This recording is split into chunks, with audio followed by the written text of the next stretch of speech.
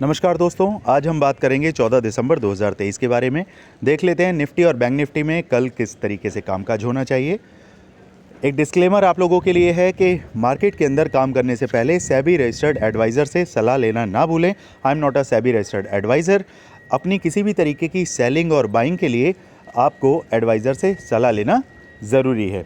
चलिए अब शुरू करते हैं कि निफ्टी के अंदर किस तरीके से मूड माहौल बनता हुआ दिखाई दे रहा है। जैसे आप जानते हैं कि आज रात को फेड की मीटिंग भी है, तो वहाँ जिस तरीके से आपको डाउ जोन्स के अंदर, नैस्डैक के अंदर एक बूम देखने के लिए मिल सकता है या फिर एक सेलिंग देखने के लिए मिल सकती है, उसका असर, उसका इन्फ्लुएंस हमारी मार्केट पर ज़रूर 101% देखने के लिए फर्स्ट हाफ में मिलेगा।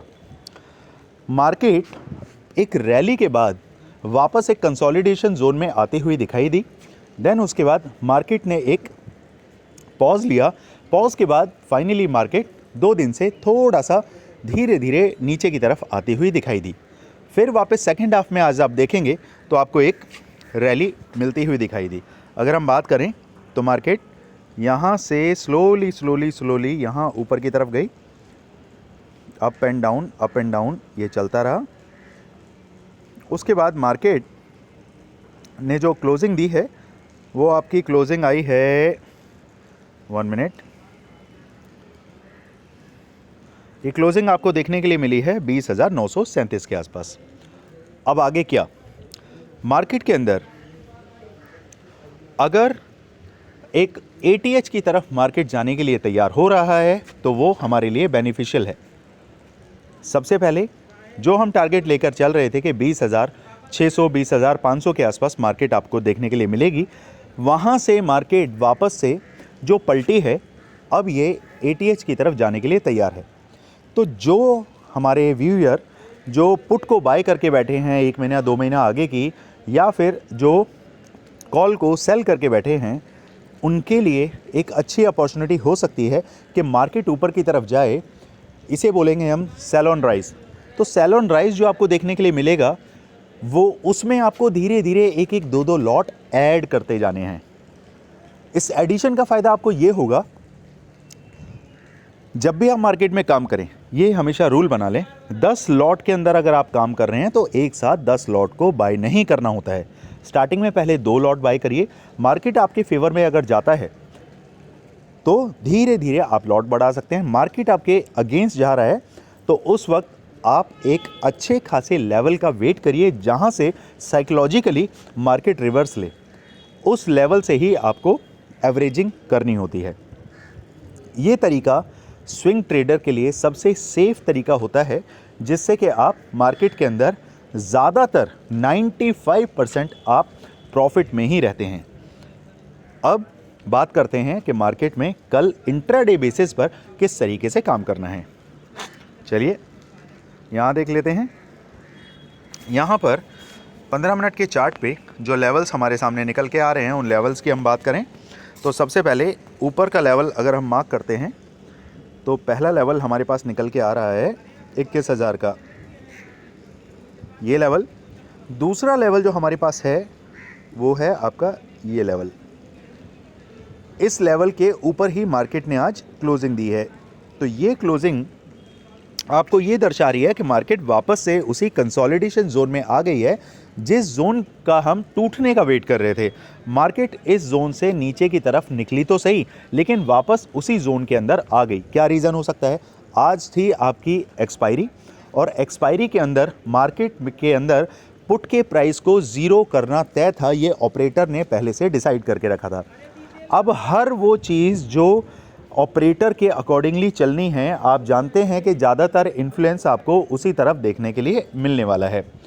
तो मार्केट में ऑपरेटर्स के बहाव में, ऑपरेटर्स के फ्लो की तरफ हमें काम करना है, ना कि उनके अगेंस्ट। तो अब लेवल हमारे लिए क्या निकलते हैं? हमारे लिए लेवल जो आते हैं वो लेवल हैं, ये लेवल मैं प्रॉपर तरीके से मार्क कर देता हूँ। सबसे पहले इस लेवल को आप मार्क कीजिए। ये लेवल है 21,038 का। उसके बाद दूसरा लेवल जो आपके पास आ रहा है वो लेवल है 20,868 का। उसके बाद नीचे की तरफ जो अगला लेवल है आपके पास, वो लेवल है 20,771 के आसपास। ऊपर की तरफ का लेवल मैंने आपको दिया हुआ है कि मार्केट 21,050 के आसपास अगर आता है और कंसोलिडेट करता है तो आपको वहाँ से मूव कर जाना है। 21,050 के आसपास हम चलते हैं और ये रहेगा हमारा नो ट्रेडिंग जोन। ध्यान रखिएगा, ये रहेगा हमारा नो ट्रेडिंग जोन।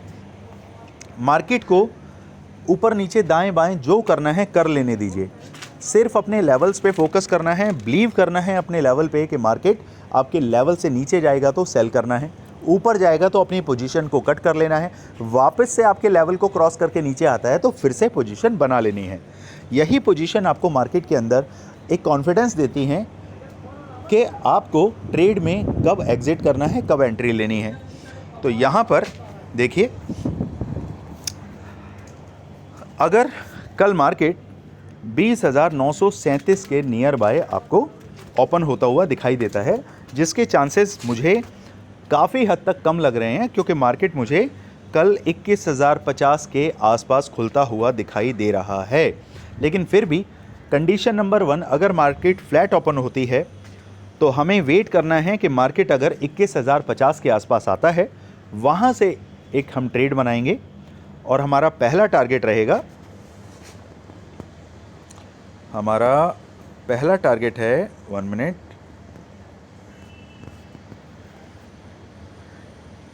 हमारा पहला टारगेट जो निकल के आएगा 20,950 का। उसके बाद दूसरा टारगेट है 20,868 का और तीसरा टारगेट है 20,770 का। मार्केट अगर गैप डाउन ओपन होता है, अगर सपोज करिए मार्केट कहीं 20,800 के आसपास आपको देखने के लिए मिलता है, जिसकी पॉसिबिलिटी 100-150 पॉइंट की काफ़ी कम है, मार्केट तकरीबन आपको 20,800 के आसपास देखने के लिए मिल सकता है। मार्केट अगर 20,800 के आसपास आपको देखने के लिए मिलता है तो वहाँ से एक ट्रेड बनाइए। पहला ट्रेड जो रहेगा, पहला टारगेट आपका रहेगा 20,729, क्योंकि जिस टाइम पे मार्केट नीचे की तरफ आ जाता है तो आपका जो लेवल है वो भी सरक के शिफ्ट होके नीचे की तरफ आ जाएगा। फिर हमारे लिए 20,770 का लेवल कोई मायने नहीं रखेगा। फिर आपका पहला टारगेट रहेगा 20,000। अगर 20,850 से मार्केट नीचे की तरफ चलता है तो पहला टारगेट 20,715, उसके बाद दूसरा टारगेट है आपका 20,615 और तीसरा टारगेट जो कि कल के कल ही आपको देखने के लिए मिल सकता है, क्योंकि वीकली कैंडल की कल के कल ही मार्केट में आपको ये देखने के लिए मिल सकता है, क्योंकि मार्केट फुल ऑन एक फॉर्म में आ चुका है। अगर मार्केट ऊपर की तरफ नहीं निकलेगा और फेड की मीटिंग के बाद भी अगर कोई इन्फ्लुएंस देखने के लिए नहीं मिलेगा तो फिर याद रखिए मार्केट फिर तकरीबन 19,500 को टच करने के लिए बहुत जल्द आपको दिखाई दे सकता है। तो लास्ट लेवल रहेगा हमारा 20,515। अब चलते हैं बैंक निफ्टी की तरफ। कल के लेवल्स देखिए और कल की वीडियो में जाके देखिए, जो लेवल्स हमने मार्क किए थे मार्केट ने बहुत शानदार तरीके से परफॉर्म किया है। मार्केट वहाँ से गिरी और सीधे हमारी लेवल के एग्जैक्ट, ये देखिए हमने कौन सा लेवल दिया था, हमने आपको लेवल दिया था 46,860 का। इसी लेवल से मार्केट पलटा और वापस से आपका मार्केट तकरीबन 47,160 के आसपास आपको आता हुआ दिखाई दिया। अब आगे क्या, इसमें सिर्फ वेट करना है। मार्केट अगर कहीं आपको 47,200 के आसपास दिखाई देता है तो वहाँ से आप पोजीशन बनाएंगे। वेट कीजिए 15 मिनट की। अगर 2 कैंडल क्लोज हो जाती हैं 47,200 के नीचे तो आपका पहला टारगेट रहेगा आपका 47,000। उसके बाद दूसरा टारगेट आपके पास जो आएगा वो आएगा 1 मिनट, उसके बाद दूसरा टारगेट है 46,850 और तीसरा टारगेट आपका जो रहेगा वो रहेगा 46,870 के 670 के आसपास। इन टारगेट्स को मार्क कीजिए। अगर मार्केट 46,200 से ऊपर की तरफ चलना स्टार्ट होता है तो आपका पहला टारगेट रहेगा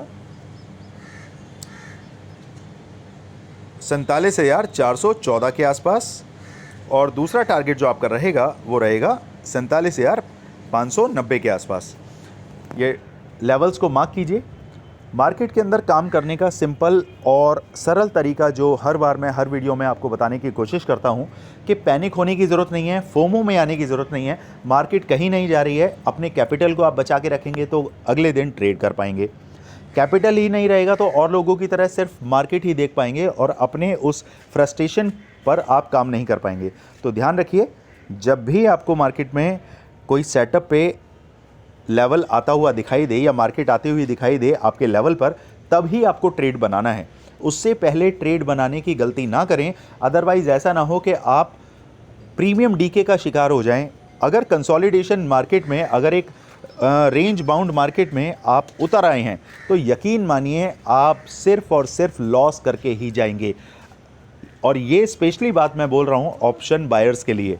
और ऑप्शन बायर्स जो कि हमारे सबसे ज़्यादा व्यूअर्स होते हैं, जो ऑप्शन बाइंग में काम करते हैं, ऑन डेली बेसिस इंट्राडे कर रहे हैं, तो उनके लिए मेरी सलाह यही रहेगी कि मार्केट के अंदर अपने कैपिटल को बचाना सबसे पहली प्रायोरिटी है।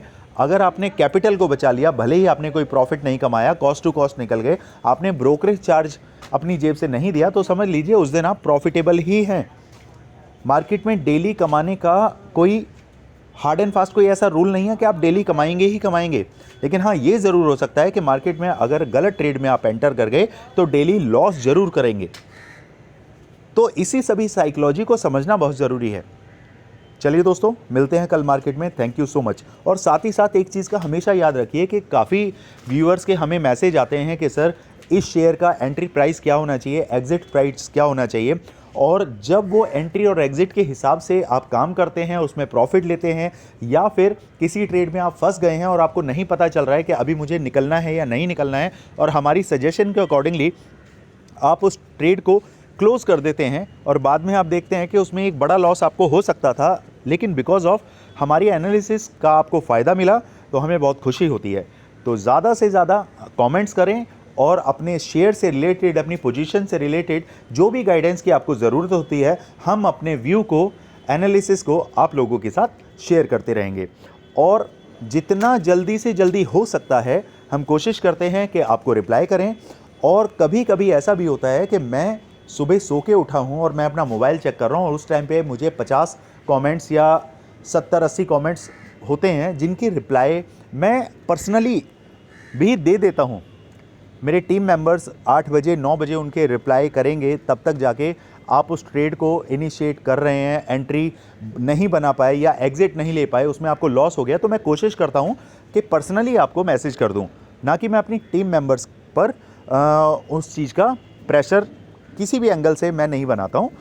क्योंकि आप लोग मुझसे जुड़े हैं, आप मुझे जानते हैं, आप टाइगर ट्रेडर्स को जानते हैं, आप मेरी एनालिसिस के अकॉर्डिंगली काम करते हैं, तो ये मेरा फ़र्ज़ बनता है कि आपके हर कमेंट्स का जितना जल्दी से जल्दी जवाब आप तक पहुंच पाए उतना ही बेटर है।